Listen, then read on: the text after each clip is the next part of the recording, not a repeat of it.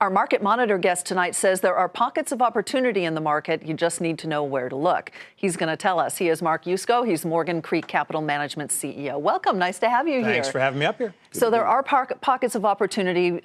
I assume that means that valuations are not stretched as they appear to be in some other sectors. Yeah, I think it's like that joke about the man who drowned in a stream 6 inches deep, an inch on the sides and 10 feet in the middle. I think the same thing's true of the market. The average looks fairly to maybe a little overvalued, but there are some extreme pockets of overvaluation. But then we think there's some really extreme pockets of undervaluation, places like energy and energy services. So we try to dig in the value areas. The market snapped back today after yesterday's big sell-off, regaining virtually all of what it lost yesterday. I wonder, when you heard the news of this downing of the plane, did you do anything?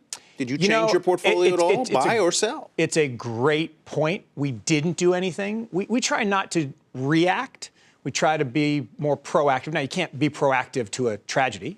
You don't know what's going to happen. So we got a little bit lucky. We had lightened up on some of our Russian exposure last week, just trying to lower volatility risk generally, but that's just luck.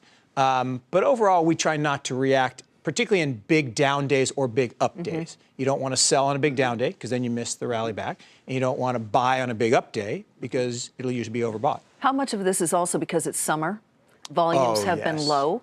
So any moves in the market tend to be a little bit more exaggerated than they would be, say, if we were in the, the fall earnings season. It's a great insight. And I actually tweeted this out the other day that, when you take events plus no one at the desk, you get volatility.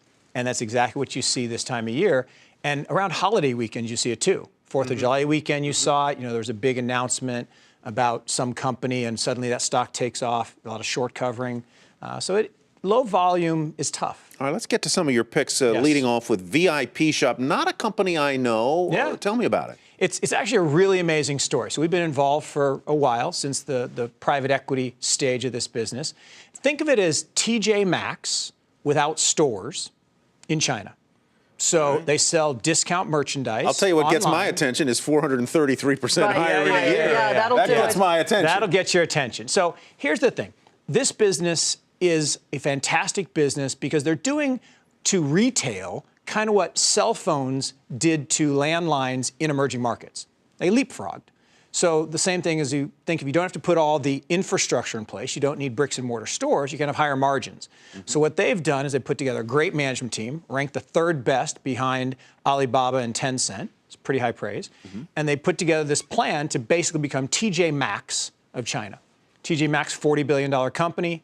VIP Shop's about $11 billion company today. They have higher margins, bigger population. We think it could go up a lot. You mentioned earlier the energy sector. Halliburton is one of your picks as well. Yeah. In the gold rush, who got rich? The gold miners or the guys who sold the picks and shovels?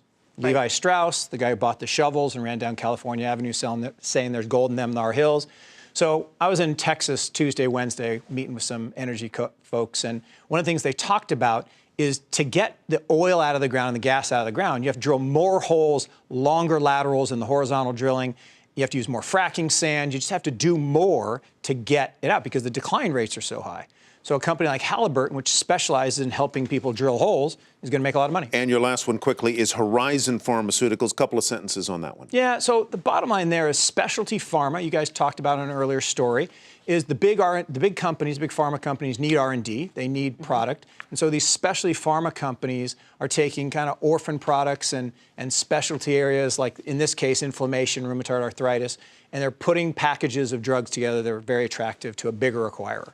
Any disclosures that you have for us in terms of whether you hold it or your clients?